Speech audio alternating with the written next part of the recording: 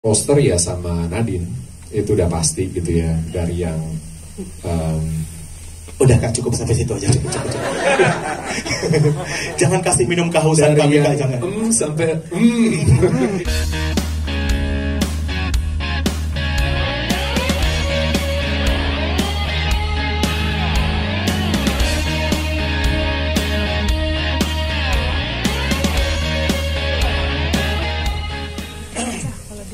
Pasti kita ada pertimbangan, tapi udah lumayan jelas dari kita baca skripnya kira-kira pemain-pemain ini yang saya mau, dan ketika di call dan casting, dan memang jodoh semuanya first choice ya.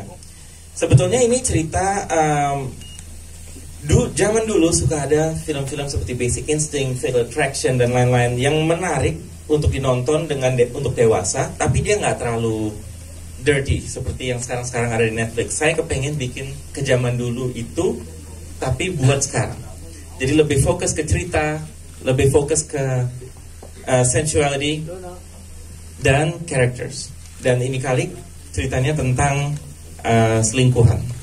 Tapi dari sisi saya sebagai seorang aktoran gitu ya, melihat karakter Nadine ini sangat-sangat menarik banget, kompleks banget, punya isu trauma dari dia kecil, kehilangan yang begitu dalam sehingga mengganggu dia secara emosional gitu. Secara emosi dia memang bukan perempuan yang gampang untuk di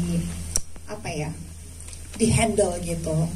Terlepas lagi mungkin ya kita tahu bahwa memang hubungan dengan suami memang agak sedikit unik ya, dan ini tidak lepas dari kondisi psikologis Nadine sendiri. Kalau aku melihat Nadine adalah sosok yang sangat gelap hidupnya gitu. Gelap dalam artian dia adalah orang yang sangat menderita di dalam hatinya, sangat kosong, sangat bisa agresif dan juga bisa sangat posesif at the same time, karena jarang merasakan cinta yang tulus yang dia rasain gitu. Jadi kehilangan demi kehilangan yang udah dia rasain, dan bahkan dia juga ngerasa bahwa cinta itu apa sih gitu. Oh, cinta itu adalah pengabdian yang seperti dikatakan suaminya gitu. Jadi dia hanya tahu itu gitu.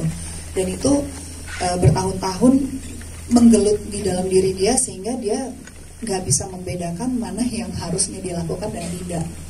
Jadi dia terabas aja gitu. Dia tipikal orang yang memang tidak menggunakan logika, tapi perasaannya dia yang sudah mengendalikan hidupnya gitu. Jadi kalau aku ngeliat Nadine ini sangat-sangat gelap ya gitu, kayak harapan itu nggak ada di dia gitu. Sampai akhirnya dia ketemu sesuatu yang menurut dia ada harapan baru, dan dia nggak mau melepaskan itu.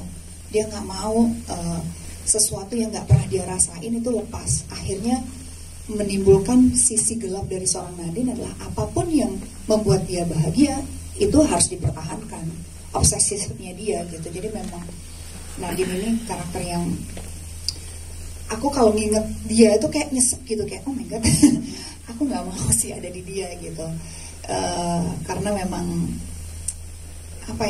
dia secara psikologis tidak dalam stage yang normal seperti kami ini atau kita ini gitu. Jadi memang ya orang yang ada di situasi itu, kalau menurut aku ngelihatnya gelap aja gitu, kayak ngelihat matahari itu seperti ngelihat mendung gitu loh, kayak hidupnya tuh so gloomy gitu. Maksudnya dia mencoba menutupi semua itu, tapi deep down she's not happy gitu loh, and dia nggak tahu gitu. Oke, kalau butuh waktu berapa lama Kak mendalami peran yang satu ini? Sebenarnya ini lebih kayak imajinatif bahwa seorang Nadine itu memang seperti ini gitu. Dalam aku membaca skrip, oh memang she's in that path gitu, bahwa dia seorang yang bisa dibilang ada gangguan gitu ya, bipolar lah gitu. Kalau aku sempet ini sih kayak ketemu seseorang yang memang openly saying that dia mengidap dia mengalami bipolar gitu. Jadi ngobrol-ngobrol gitu, bahwa ternyata ya dia terlihat normal seperti kita gitu, tidak ada spesifik fisik ataupun secara appearance itu terlihat berbeda dari kita, sama sekali tidak ada. Tapi itu terjadi perbedaan apabila ada guncangan emosi yang datang ke dia gitu. Dan itu yang aku pelajari gitu, bahwa gitu, bahwa emotionally unstable itu ya doesn't mean harus terlihat tidak normal orang gitu. It's just if something happen to her, memang reaksinya akan lebih berbeda dibandingin kita yang mudah-mudahan insya Allah dalam keadaan sehat secara jasmani dan gitu. Jadi reaksinya tuh nggak akan berlebihan gitu. Makanya sebenarnya menurut aku cerita ini sangat karakter driven ya.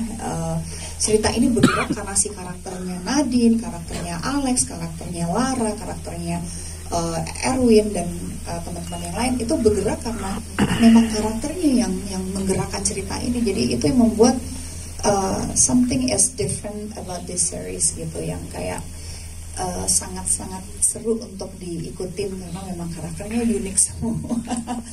Karakternya sangat ya beda-beda sehingga menghidupkan si episode demi episode itu, eskalasinya tuh tambah seru, tambah gila lah gitu.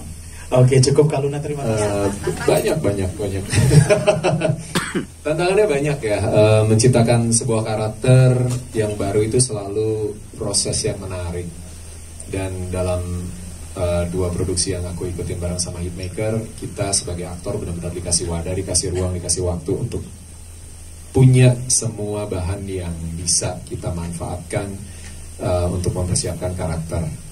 Untuk WeTV original Main Api ini, karakter Alex Bastian sebenarnya kalau aku lihat mungkin ini orang yang kebanyakan ya bukan eksekutif muda literally, tapi dia punya satu pekerjaan spesifik sebagai arsitek yang lagi naik daun, karirnya bagus, keluarganya bahagia, kelihatannya bahagia ya, punya istri yang taking care of him, and juga anaknya 2 gitu kan, dan kelihatan happy dari luar tapi ternyata di dalam menyimpan banyak masalah gitu. Dan aku yakin banyak di antara kita di luar sana yang juga dalam situasi yang sama gitu. Tapi yang membuat menarik adalah pemikiran dan pilihan-pilihan yang akhirnya diambil oleh Alex gitu. Dan tantangannya sebagai aktor udah pasti memahami isi pikiran si karakternya.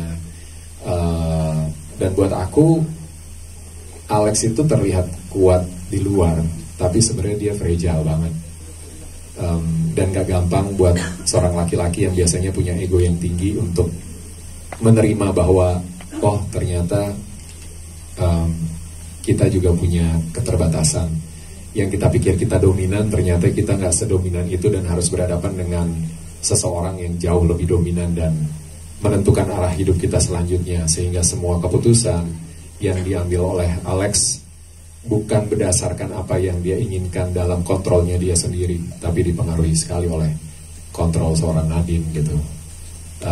Dari beautiful escape jadi trying to find a way to escape.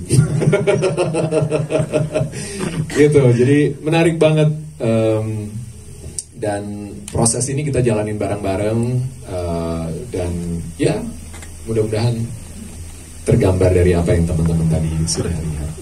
Luar biasa. Tepuk tangan. Scenes apa sih Kak yang sampai sekarang bikin gak bisa lupa? Scenes yang mana? Atau mungkin scenes yang paling berat? Kamu mau jawaban yang mana?